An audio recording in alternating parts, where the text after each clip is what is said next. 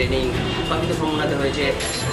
এবার কাটোয়ায় হদিশ মিলল আরেক জাল চিকিৎসকের। শহরের কাছারি রোড এলাকায় জমিয়ে ব্যবসা চালাচ্ছিলেন সত্যবান মণ্ডল নামে এক ব্যক্তি।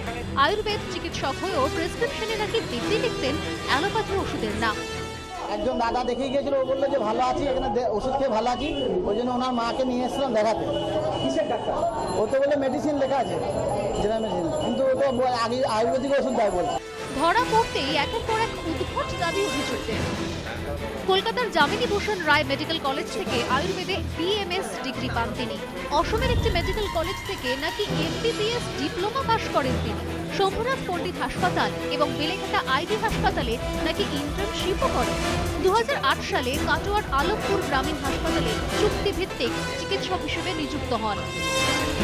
কোন মেডিকেল কলেজ থেকে এমবিবিএস ডিপ্লোমা পাশ করলেন তিনি, তার উত্তর অবশ্য দিতে পারেননি অভিযুক্ত। সার্টিফিকেট থেকে চাকরি পেয়েছেন? বিএমএস কোথাকার, মানে আসামের?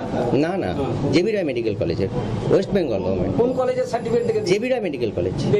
JB Roy, Jamini Bhushan Roy medical college, ayurvedic medical college. Ayurvedic medical college, হ্যাঁ। আসাম থেকে এমবিবিএস ডিপ্লোমা? ওটা তো আমি পরে করেছি। কিন্তু এখন আপনি আর আপনারা যেভাবে বলছেন আমি ঠিকানা ভুলে গেছি, জায়গাটা আমি তো সঙ্গে দেখুন, আমার এলাকা তো নয় ওটা। নিজেকে কাটোয়ার আলমপুর গ্রামীণ হাসপাতালে চুক্তি ভিত্তিক চিকিৎসক বলে দাবি করলেও তেমন কোনো হাসপাতাল নেই বলেই জানিয়েছেন জেলার স্বাস্থ্য আধিকারিক। বর্ধমান জেলায় আলমপুর গ্রামীণ হাসপাতাল বলে কোনো হাসপাতাল আমাদের এখানে নেই। আর সত্যবান মণ্ডল, যার নামটা আমি শুনতে পাচ্ছি, সেই নামে আমার কোনো ডাক্তার আছে বলে আমার জানা নেই। এরকম ব্যাপারটা আমার কাছে যখন আপনারা নজরে এনেছেন, আমরা নিশ্চয়ই এটা তদন্ত করে দেখব।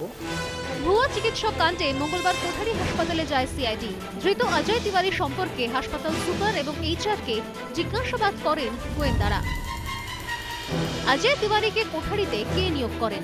সপ্তাহে কতদিন কোঠারি হাসপাতালে বসতেন তিনি? কত টাকা নিতেন? এ পর্যন্ত কতগুলি অপারেশন করেছেন?